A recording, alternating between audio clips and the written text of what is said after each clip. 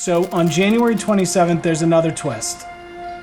Dr. Fauci is contacted over email by this scientist named Christian Andersen. Christian Andersen is a virologist based in California who sort of started out as this whistleblower that the virus seemed unusual and might have resulted from a lab accident.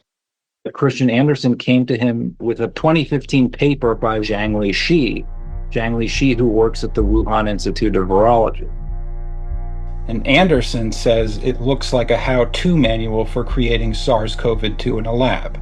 This is the paper connected to a scientist at the Wuhan lab. And if we scroll down here, you can see in the funding section, they cite 13 grants. All of those grants are connected to the US and the NIH, National Institute of Health. And 9 of those grants were signed by Anthony Fauci and the National Institute of Allergy and Infectious Disease. I mean, Redfield saw the same connections weeks prior, and now random scientists like Christian Andersen are finding more of these connections on the internet, and they're directly emailing Fauci about it. And they all agree this fur and cleavage site doesn't look natural.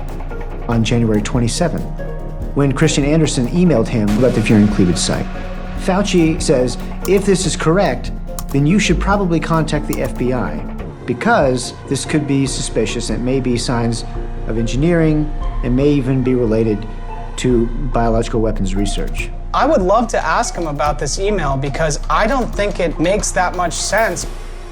Why wouldn't he call the FBI? I mean, this is a guy who's been in government for 40 years, more. Why would he not call the FBI?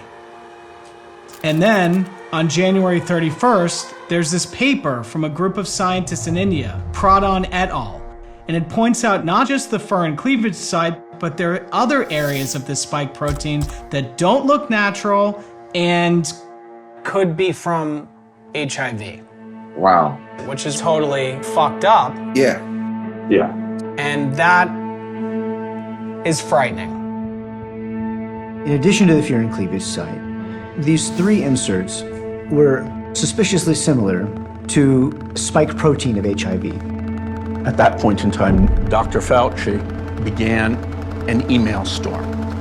He emailed other members of the United States government, as well as outside scientists, urgently asking their opinions about laboratory origin. And a lot of these panicked emails seem to be written to Sir Jeremy Farrar. Farrar is an extremely powerful scientist from the UK, and they seem to be back-channeling about how to handle this story. Fauci and Jeremy Farrar consulted on how to address the optics, inviting scientists to an emergency teleconference to be held the next day on a Saturday. You can look at the emails, like not a single email is written to Bob Redfield that night about any of this. I considered both Jeremy Farrar and Fauci scientific colleagues. We may not go out to dinner every night, but we were scientific colleagues, and I thought there was mutual respect. Redfield was not part of this February 1st teleconference that took place. It is unthinkable when there's a potential viral pandemic that the director of the CDC would not be part of this initial conversation. So this emergency teleconference happens right after on Saturday, February 1st. And they have invited Christian Andersen, who had emailed Fauci earlier with his concerns that this may be a lab leak. Andersen looped in Robert Gary, a Tulane close colleague of Andersen, and Andrew Rambo at the University of Edinburgh, and Eddie Holmes at the University of Sydney, who has worked very closely with the China CDC. So all these guys are on this Slack. They're saying stuff like the virus became loaded for human transmission, exactly what you would expect from lab engineering. The call appears to have been a shouting match between Andersen and Holmes, who had these suspicions about unusual aspects of the genome, and the gain-of-function virologists who had spent years saying that their work could not ignite a pandemic. We also know through Slacks that were exchanged during the call that there was some sort of quote-unquote big ask. But we don't know what the big ask was. We don't know what was discussed on this call. We only have these Slacks. But a big ask was made. And you look at these slacks, whatever these dudes were asked to do, Anderson thinks it's hard to pull off. Farrar, Collins, and Fauci, altogether they oversee about $72 billion in funding every year.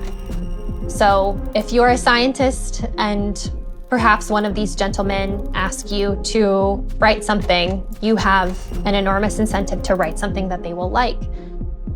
Anderson and Gary had a very large grant proposal for a center of research on emerging infectious diseases in West Africa. That grant proposal was on Fauci's desk. In a very real sense, Christian Anderson and Robert Gary had $8.9 million to comply. On February 3rd, there's another teleconference with Ralph Baric and Peter Daszak. Both had received a lot of money from Fauci's agency, and Daszak had been out in the media promoting this and his nonprofit for years.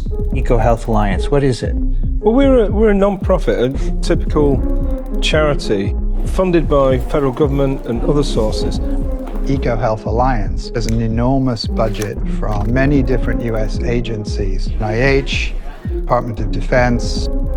He does a ton of work at the Wuhan Institute of Virology. There were a lot of people in the scientific community who felt like Peter Daszak may have known more than he alluded to.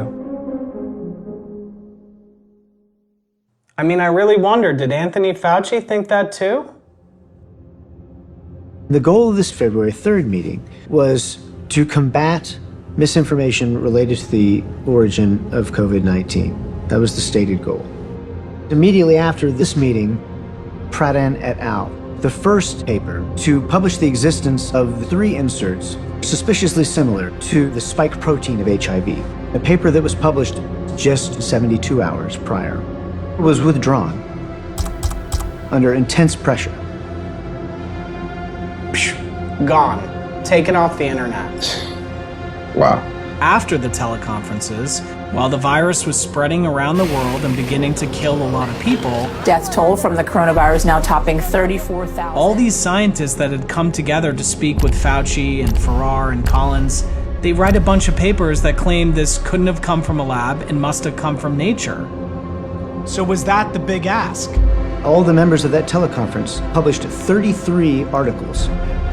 There was a paper that stated that there was no evidence for laboratory engineering. There's a section called Figures and Data, and it's empty.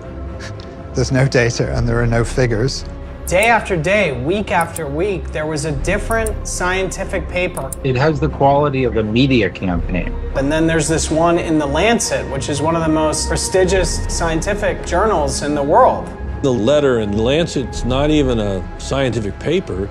I call it a wedding announcement. It's orchestrated by Jeremy Farrar.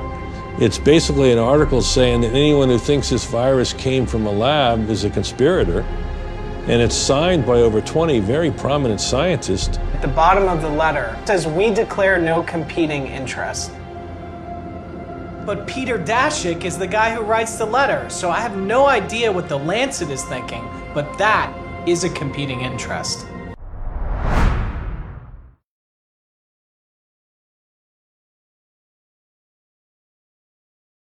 Thanks for watching. You can go to tuckercarlson.com for our entire library of everything we've done, and we hope you will.